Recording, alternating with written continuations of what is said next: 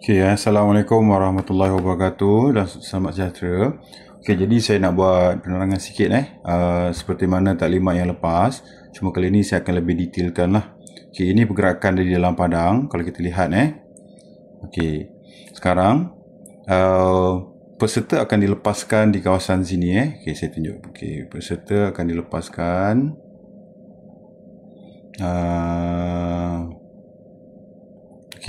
dia akan mula dekat sini peserta akan kita mula lepaskan di sini. Di sini jadi dia akan berlari keluar terus ke luar kawasan sekolah dan ikut track masing-masing lah.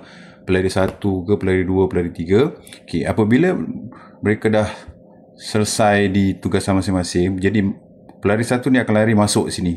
Dia masuk sini, kemudian dia akan masuk di lorong yang utama. Di sini ialah tempat berlakunya penukaran tag markah. Jadi kalau kita tengok kat sini kan. Ni ada ni. Saya ada tandakan ni pelari 1 dan pelari 2. Mereka akan masuk di lorong yang pertama ni. Ini kat sini ialah untuk berlaku pertukaran tag markah. Jadi bila peserta lari tu sampai, contohnya peserta pelari pertama sampai, jadi peserta kedua ni dia dah tunggu dalam kemah ni. Dia nampak kawan dia sampai, dia dah ready kat sini. Jadi kawan dia berlari masuk kat sini, bagi tag, peserta kedua pula akan lari. Kemudian bila peserta kedua lari, dia sampai, dia masuk sini, peserta ketiga pula akan tunggu dalam kemah ni pula. Bila dia nampak kawan dia dah sampai, dia terus pergi kawasan untuk pertukaran tag. Jadi kat sini kita ada letak 4 kemah, 2 kemah untuk peserta menunggulah, untuk tunggu giliran kawan dia sampai. Kemudian satu lagi kita akan ada lagi 2 kemah dekat sini. Kat sini ada 2 lagi kemah. Kat sini ada 2 lagi kemah kat sini ada 2 kemah lagi. Ni untuk guru-guru boleh tunggu. Jadi guru-guru boleh bantulah untuk beri sokongan. Tetapi ingat kalau masa sesi 1 iaitu murid perempuan, jadi yang dalam kawasan padang ni, hanya kawasan acara ni hanya murid perempuan sahaja. Jadi murid lelaki tak boleh masuk lah. Dan begitu juga apabila sesi yang kedua untuk murid lelaki, murid perempuan tak boleh masuk. Tapi kalau guru pengiring memang dia ada tim, dia boleh masuk. Tu kita tak nak padang ni terlampau crowded lah. Jadi sesi 1 untuk murid perempuan, hanya murid perempuan sahaja yang masuk. Apabila pelari ketiga dia dapat tag markah, dia akan lari keluar ikut track dia semua. Kemudian dia akan buat ujian kaki kan. Dia balik semua masuk kat padang. Untuk peserta ketiga ni dia lain sikit Dia akan lari masuk di lorong yang kedua. Kerana di sini ialah untuk penamat. Kat sini kita ada buat tag warna oranye.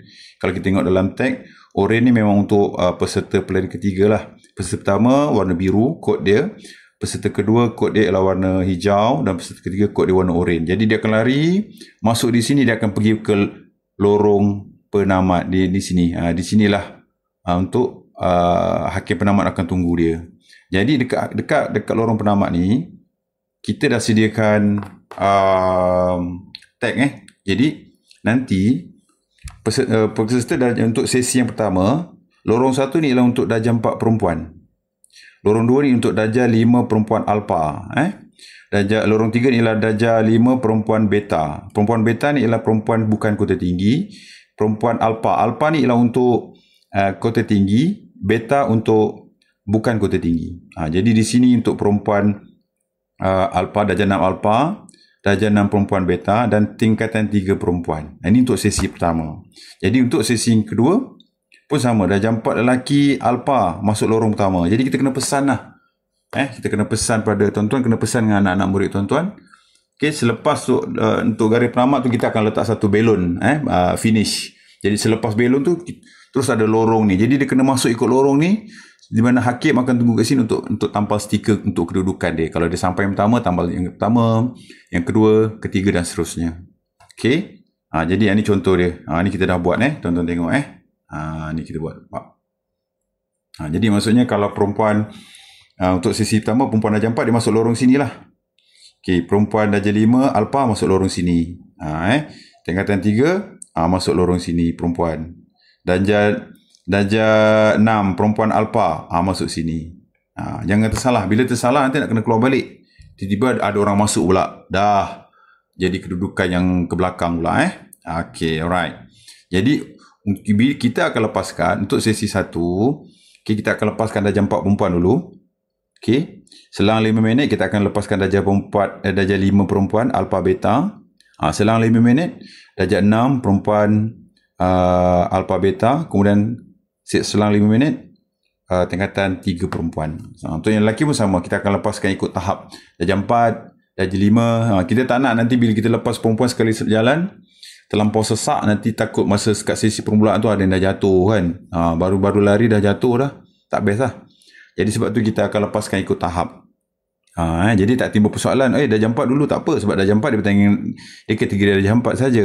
Sebab tu yang kita tengok yang lelaki ni, darjah 4, 2 kategori ni kita lepaskan serentak. Kan, darjah 4, darjah 4, darjah 5, darjah 5. Sebab mereka kategorinya berasingan. Okey, jadi saya rasa tak ada timbul masalah lah. Jadi ini tuan-tuan untuk esok pergerakan di dalam padang. Okey, saya harap video ni boleh bantulah tuan-tuan untuk kongsikan dengan atlet-atlet tuan-tuan untuk besok. InsyaAllah kita jumpa besok. Semoga Allah permudahkan semua segala urusan kita.